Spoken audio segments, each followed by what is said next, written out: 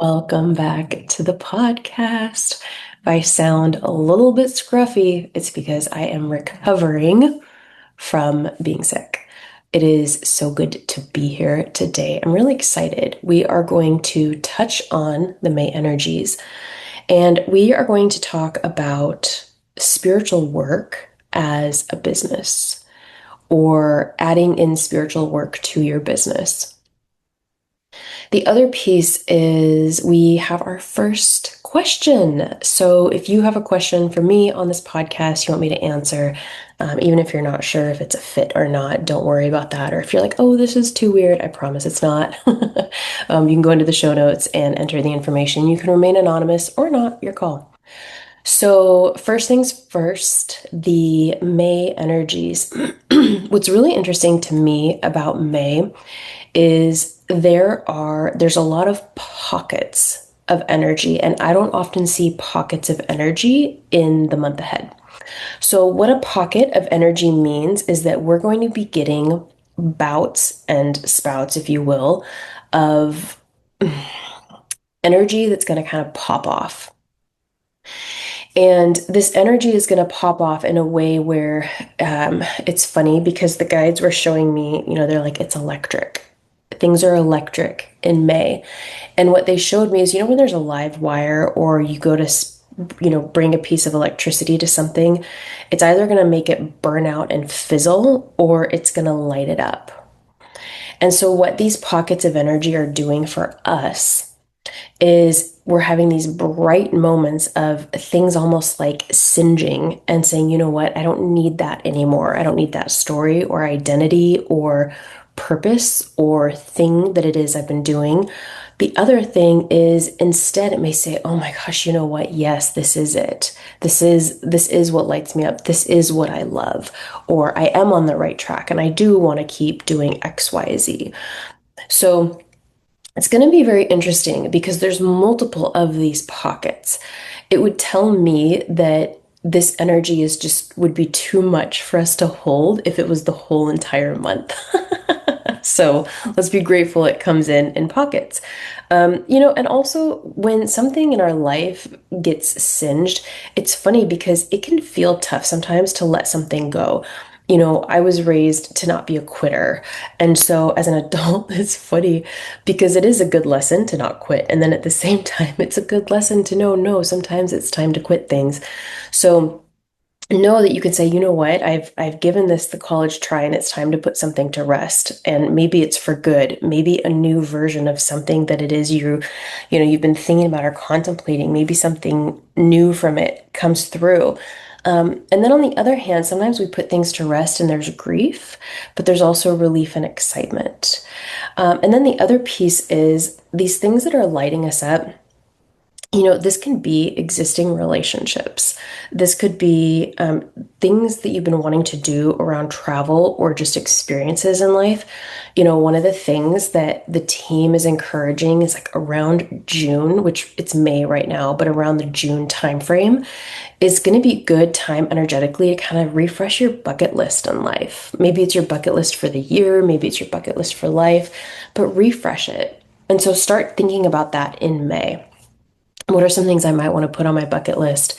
And then really put some fun, intentional energy towards it in the month of June. All right, because these are the types of things that are going to be illuminated for us. Okay, so the other piece about May is it feels as though there's going to still be some scraggly, creepy crawlers, like the things that we don't necessarily want to see or want to know, especially a lot of what we have been made witness to in the last many, many years.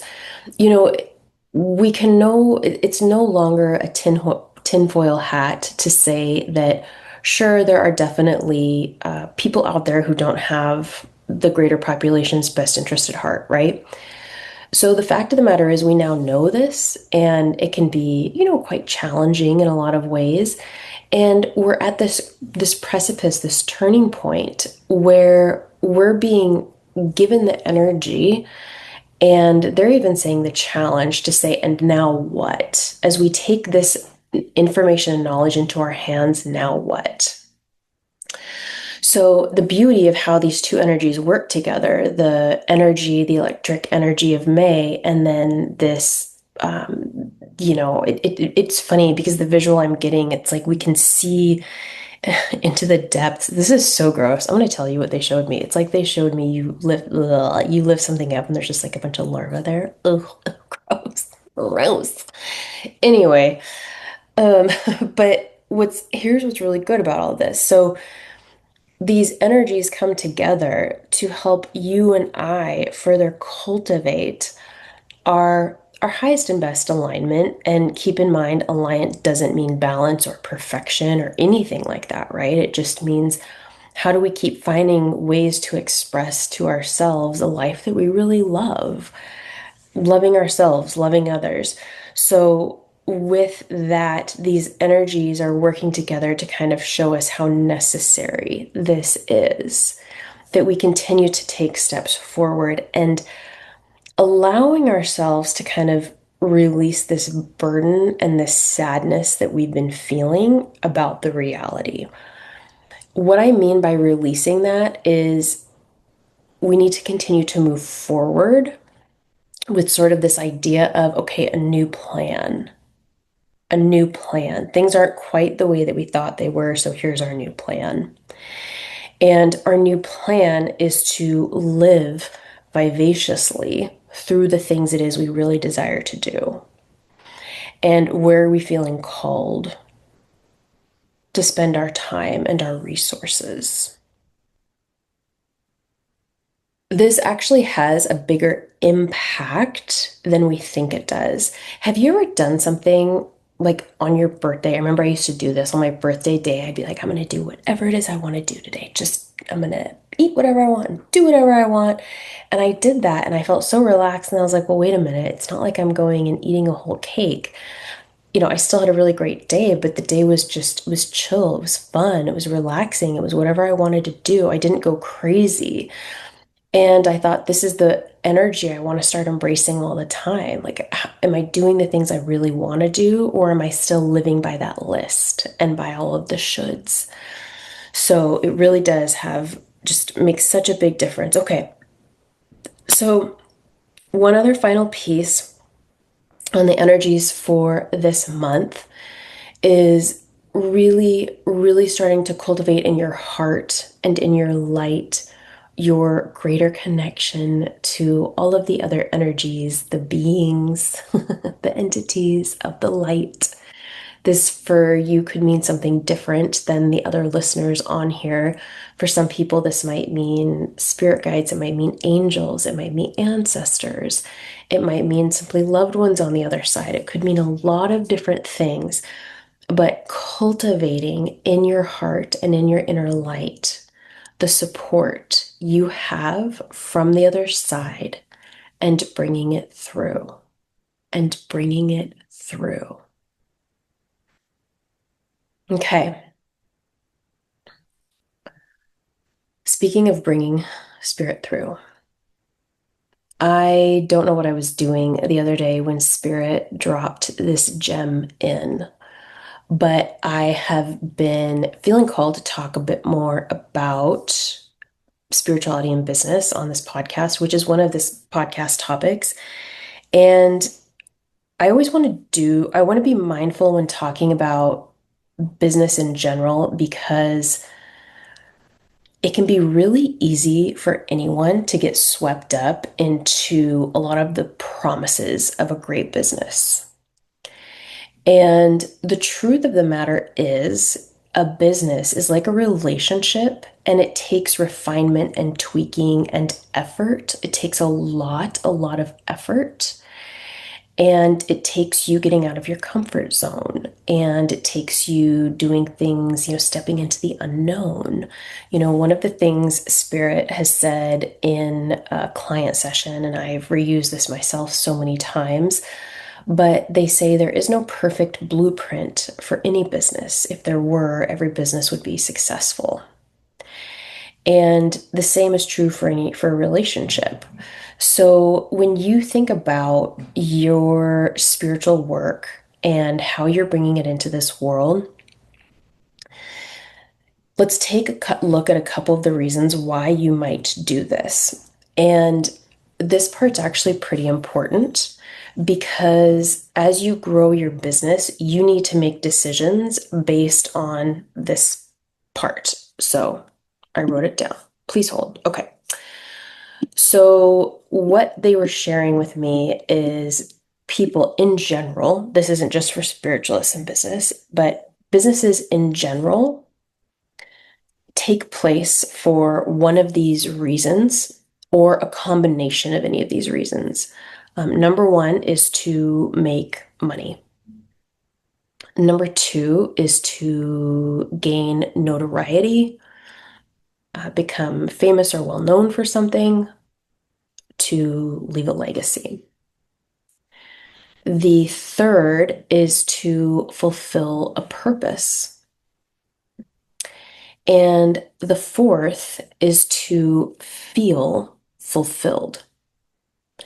And I paused for a moment because I thought, wait a minute. Okay, so fulfill a purpose and feel fulfilled, aren't those two pretty similar things? But they're not the same because you feel fulfillment while living your purpose.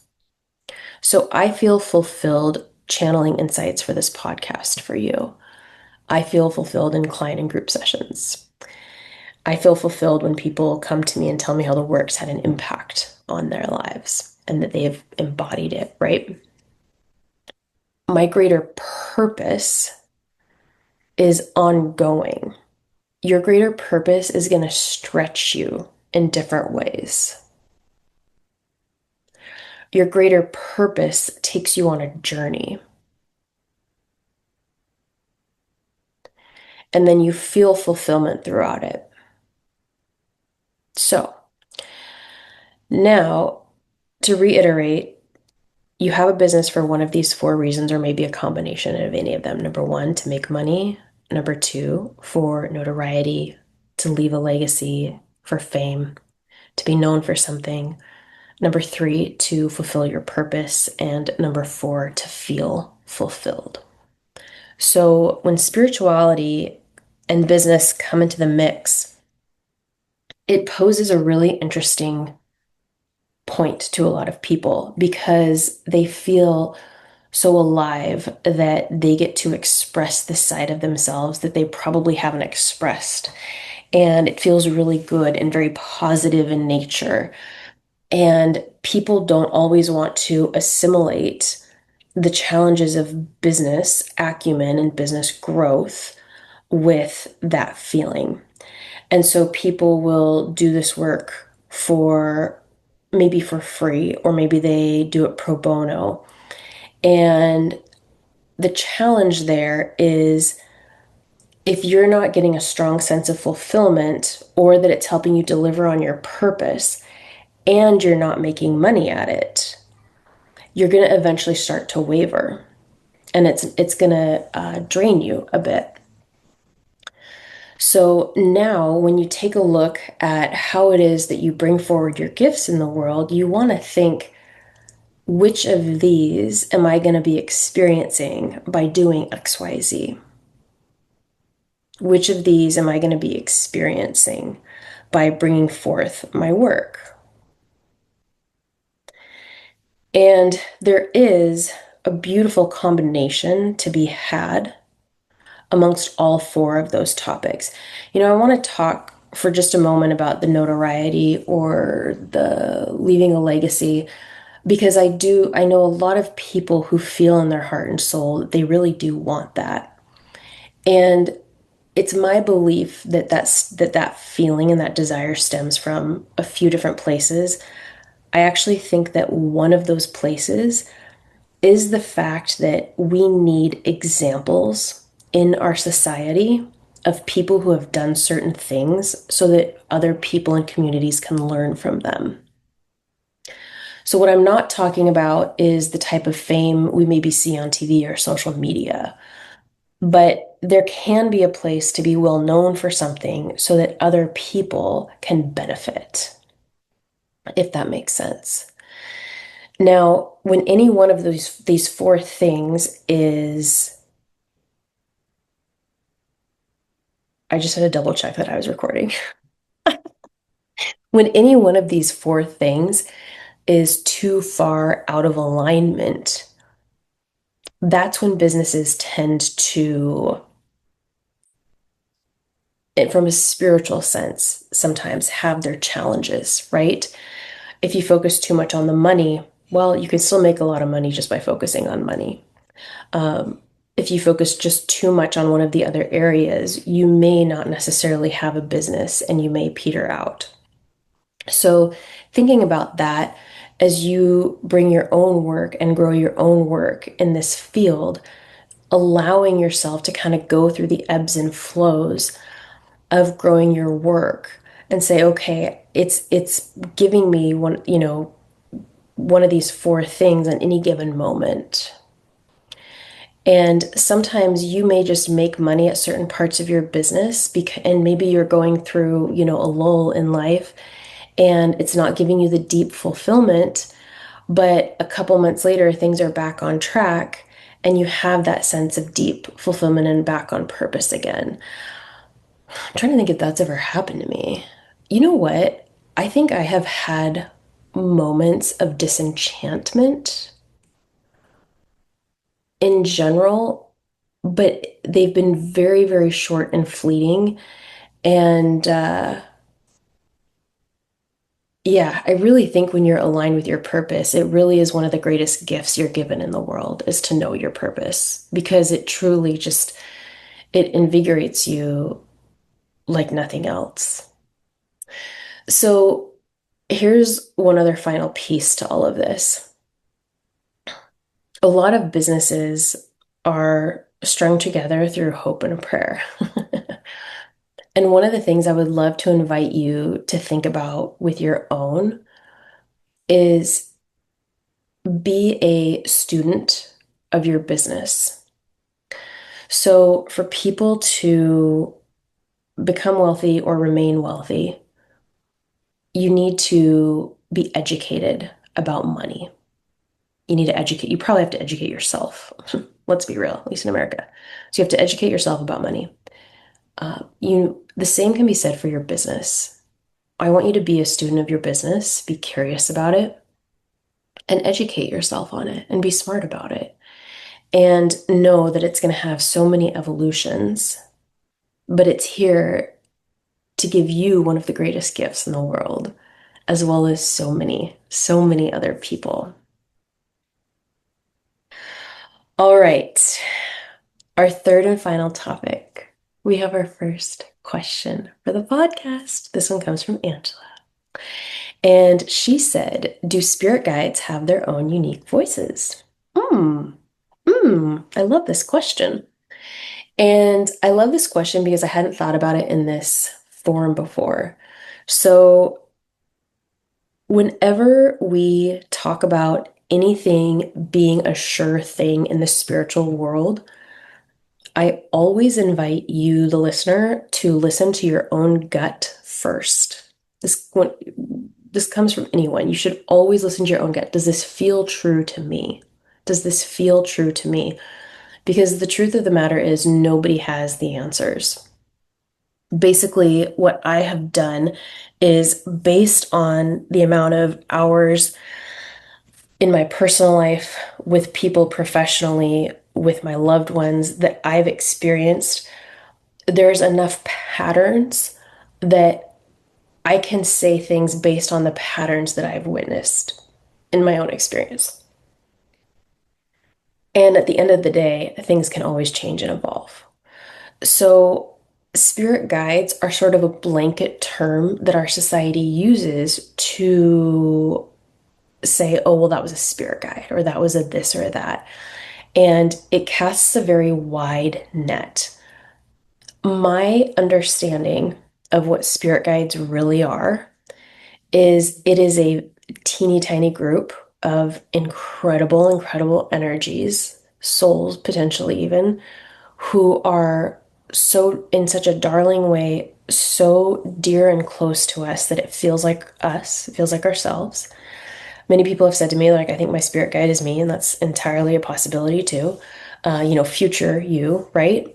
And their job is to take care of you, protect you, and they do, by the way, in way more ways than we're ever aware of, and be that inner compass so that we live life according to our higher self's desires and goals to live them out on this earth. And then we get into really, really quickly, we get into our spirit team realm. And I always say that our spirit guides are a part of our greater spirit team. And on our spirit team is that's when we start getting all different types of spirits and angels and protectors and loved ones on the other side. And so I think often people understandably think that a spirit team member is a spirit guide. And I think the only thing that's important to note about the difference between a spirit guide and a spirit team member is that a spirit guide is it's like they're the pulse of you. They are the pulse of you, and spirit team are the assistants to that pulse. So a spirit team member will have a unique voice to them, will have unique traits and attributes. Whereas spirit guides in general feel so soft, sound like you, feel like you, feels like home, resonates, is calm, very, very calm, and is almost like kind of breathy, kind of airy. Those are your guides, the ones that are just that front line with you. So, do spirit guides have their own unique voices? I would say spirit team members absolutely have their own unique voices. Spirit guides are such a small group that are so close to us and helping us operate, that it's actually not in their role to come in and be separate in any way. So, sort of interesting, really interesting. And the truth of the matter is, I don't know that it matters whether or not we think, oh, that's a spirit guide or that's a spirit team member. Um, I don't know how much that all really matters. It doesn't in the bigger scheme of things because they're all here to help. They're all here to help. So, thank you so much for your question. I'd be curious where that came from. I'd be curious if you kind of have noticed unique voices in some way. And if you have, you can always ask. So, remember, you have free will to ask whatever questions you want. And when you use your free will to ask more and more questions, you're going to get so much more in return, which brings us back to one of those May energies, which is ask for help, ask for support. I've been asking for that in my own physical healing this week. And yeah, if you have any questions for me for the podcast, just go into the show notes, click, it's just a Google form you can fill out really quick, pop it in there, and I'd love to have your question on the show. Okay, everyone, thank you so much for being here. Thank you for bringing more of you and your light and all of you into this world. It has been so great to connect here. If this episode resonated with you, please be sure to subscribe, leave a review, and share it with someone who you want to have more of these chats with. And as you move throughout your day, remember, your energy is your superpower. As you pay attention to it and trust it, you can watch your entire life begin to transform.